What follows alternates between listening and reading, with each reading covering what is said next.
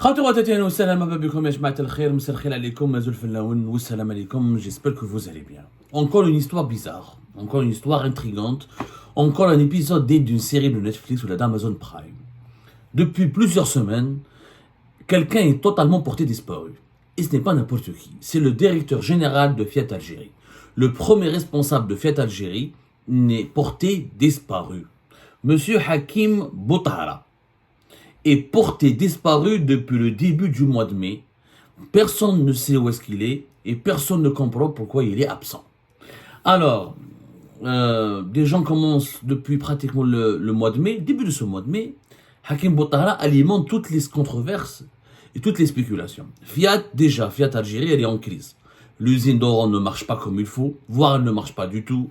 Plusieurs clients qui ont acheté des Fiat en Algérie se sont plaints, ils ont déposé des plaintes, ils ont entamé des poursuites judiciaires parce que leurs voitures n'ont pas été honorées, les délais n'ont pas été honorés, les voitures n'ont pas été livrées. Beaucoup de clients de Fiat en Algérie ont été contactés on leur a demandé de venir récupérer leur chèque ou leur argent. Ils ont été remboursés parce que les véhicules ne peuvent pas être livrés.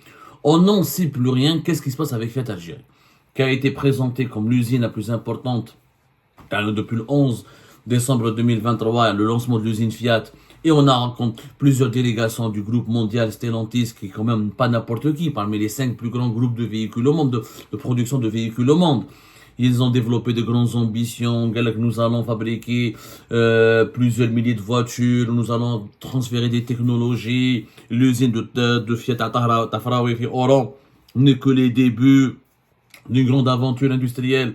Et bien, Fiat aujourd'hui, elle est au cœur d'une tempête qui n'est pas médiatisée, que les médias algériens n'osent pas en parler, parce que remettre en cause le projet Fiat, c'est remettre en cause le bilan de Tebboune, parce que pendant les années Tebboune, il n'y a pas eu de véhicule.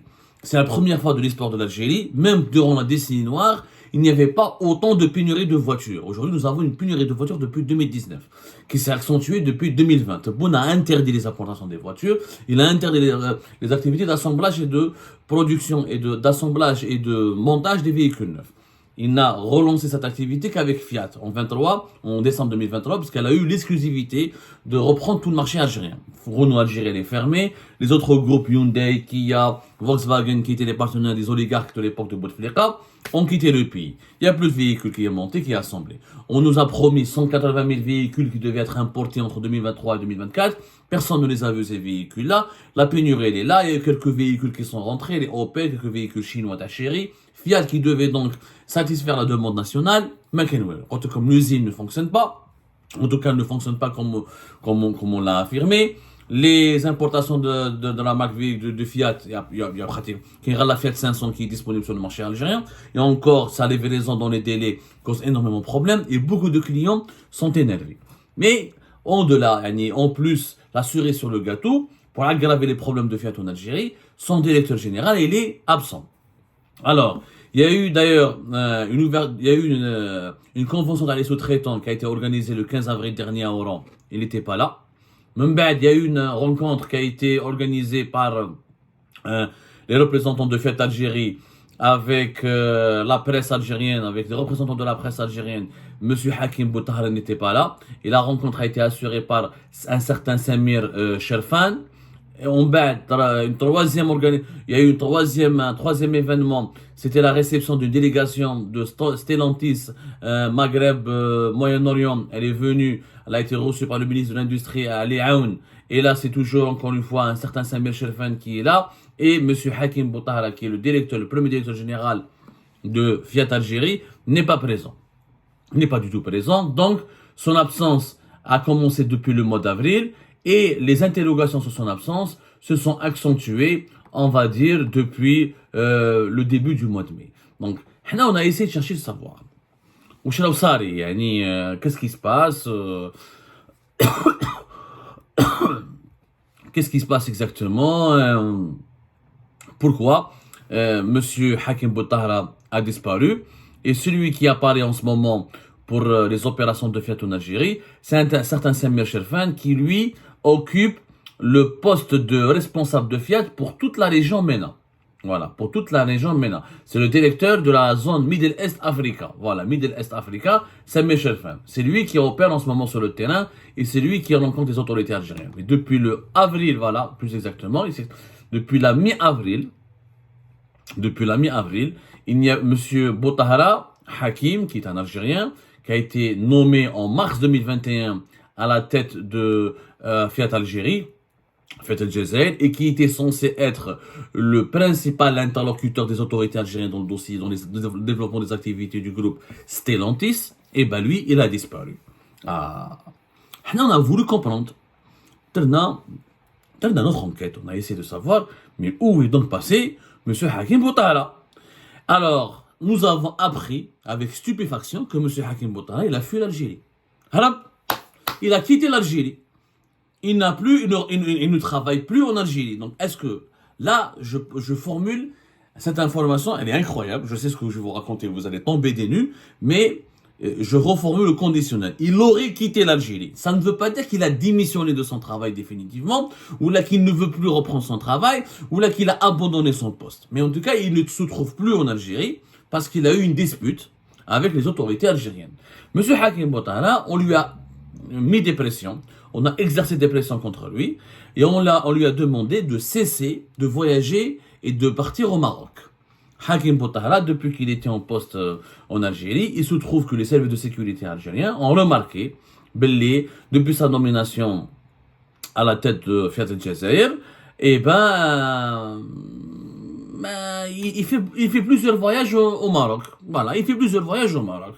Ils se sont intéressés à ces voyages. Bien sûr, il ne prend pas directement l'avion à Alger-Casablanca, il n'y a plus d'avion. Ou il passe par la France, ou il passe par la Tunisie, ou il passe par d'autres pays pour aller au Maroc. Surtout la France ou la Tunisie. On lui a posé, ils se sont rapprochés de lui.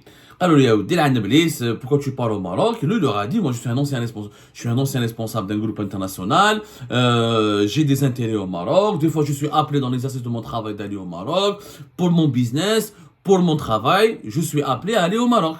Donc, je ne vois pas pourquoi les autorités algériennes devraient être dérangées ou inquiétées. À partir du moment où je ne suis ni un espion, ni etc., je suis un acteur économique, je travaille pour le privé, je ne travaille pas pour l'État algérien. Fiat El Jazair, c'est quand même, il est directeur de la zone Algérie, Tunisie et Libye. Botahara n'a pas été nommé directeur de la zone Maroc. Pour combien il y a des problèmes entre l'Algérie et le Maroc. Donc, Stellantis a préféré regrouper le Maroc dans une autre zone et regrouper l'Algérie, la Tunisie et la Libye dans une autre zone. Mais, dans l'exercice de son travail, il a des intérêts. Lui, il travaille dans le secteur automobile depuis début des années 2000. Il lui est arrivé d'aller au Maroc. Donc, est-ce qu'il est parti au Maroc régulièrement? Ça, j'ai pas pu le vérifier. Genre, je sais pas s'il partait au Maroc une fois par an, deux fois par an, je sais pas. En tout cas, il a eu plusieurs voyages au Maroc. Ce qui a suscité l'inquiétude et ce qui a alarmé, gêné en tout cas fortement les autorités algériennes. Lui ont envoyé des émissaires, ils lui ont dépêché des émissaires pour l'avertir et pour lui demander de cesser d'entretenir une relation avec le Maroc. C'est fou, hein? La pression, il n'a pas accepté. Il aurait mal pris cette pression qui est exercée sur lui. Il n'a pas aimé apparemment que les autorités algériennes s'ingèrent et se mêlent de ses affaires, se mêlent de sa vie professionnelle. D'autant plus qu'encore une fois, c'est pas un businessman. Il est dans le business. Il est le représentant d'un très grand groupe mondial quand même. Encore une fois, c'est pratiquement le 4e groupe mondial, c'est 14 marques, c'est Opel, c'est Peugeot, c'est Citroën, c'est Fiat, c'est Chrysler, c'est plusieurs marques. Et dans l'exercice de son travail, apparemment, il est obligé d'aller régulièrement dans des pays comme le Maroc. En plus, il a travaillé sur le Maroc. Je vais vous citer parce que mais Hakim Botahara, qui apparemment serait aussi un binational, il aurait la nationalité française, il a déjà travaillé pour le Maroc. Il a déjà travaillé sur le marché marocain et sur le marché automobile marocain. Pourquoi? Hakim Botahara, c'est un Algérien effectivement qui est diplômé de l'Université du Québec, à Montréal. Il a obtenu un MBA là-bas. Ensuite, il a fait la London Business School, quand même l'une des plus grandes écoles en sciences économiques au monde. Donc, c'est dire que c'est quelqu'un qui a vraiment un excellent parcours. C'est un vrai parcours. Il est d'ailleurs respecté dans le secteur de l'automobile. Il est reconnu pour ses compétences et pour ses qualités professionnelles. Ensuite, il a commencé sa carrière en 2021 en tant que responsable de vente de manager au niveau national et régional dans une société qui s'appelle Protect and Gamble. Protect and Gamble. Je la connais pas particulièrement. En tout cas, je la connais pas particulièrement des Protect and Gamble. En tout cas, c'est là-bas qu'il a commencé son travail. Alors, ensuite, alors voilà, apparemment c'est une multinationale spécialisée dans les produits de nettoyage, d'hygiène pharmaceutique. Ça n'a rien à voir avec les véhicules, mais bon. Il a commencé à travailler dans cette boîte internationale. Ensuite, il intègre le secteur automobile avec Renault. Il commence par Renault Algérie en 2004. Il était manager spécialisé chargé du département des pièces de rechange. Ensuite, en septembre 2005, Hakim Boutahara devient le directeur du réseau Renault et en juillet 2008, il devient le directeur commercial de Renault Algérie. En 2008. En 2010, il part en France, il s'établit, donc fort de son expérience algérienne, et il décide de partir en France, et là il commence sa carrière, c'est là où il a commencé sa carrière internationale, dans le secteur automobile en France. En 2010, il devient directeur régional pour la région de l'Ouest en France, et en janvier 2013, il est devenu le directeur général Renault Middle East, chargé des opérations commerciales de 13 pays.